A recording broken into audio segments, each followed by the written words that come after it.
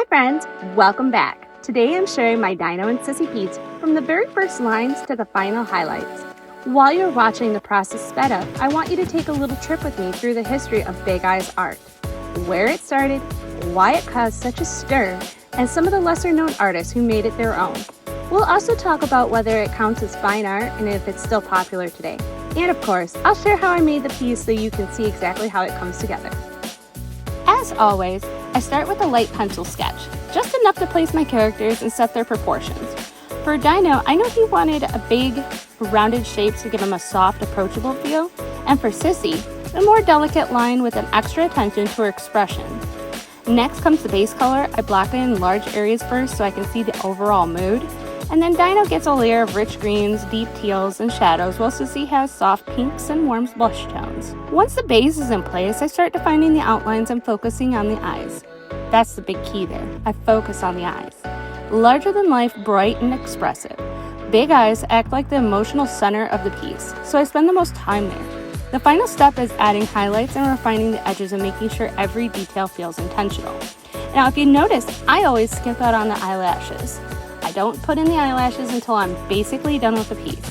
That's how I create the emotion and movement within my pieces. And really, honestly, that's what gives it their life. When most people think of Big Eye's art, they think of Margaret Kane, and for a good reason. In the late 1950s and 60s, her portraits of children and animals with oversized, soulful eyes became a cultural phenomenon, for a good reason. Her work was reproduced on prints, greeting cards, calendars, and even lampshades. But she wasn't just only one.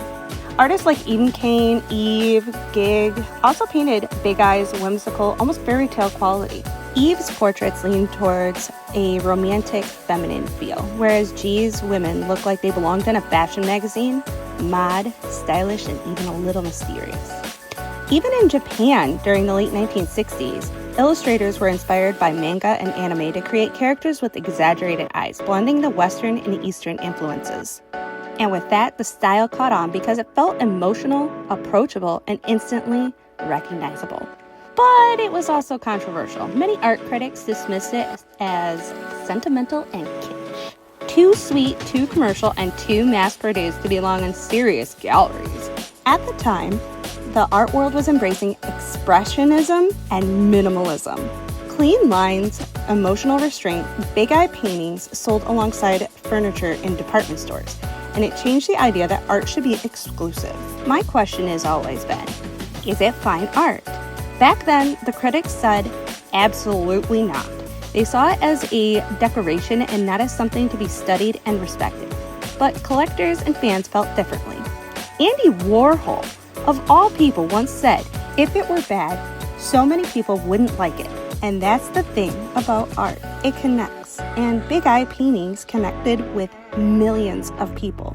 Today, the style has found a new audience. Vintage Keen prints are collected and loved, and the influence is alive in pop surrealism, anime, doll culture like Blythe and Pulp, and modern illustration. Contemporary artists are bringing it back with a new twist, mixing sweetness with surrealism, or pairing those innocent eyes with unexpected themes. It's not just about nostalgia anymore, it's a visual language that's being reimaged for a new generation. And that's Dino and Sissy, my own little nod to the big-eyed tradition, made with love from both history and emotion behind it. Thanks for spending time with me, and if you enjoyed the mix of art and story, please like and subscribe. Let me know in the comments, do you think Big Eye art is fine art, or is it just quiche? I'll see you in the next one. Bye!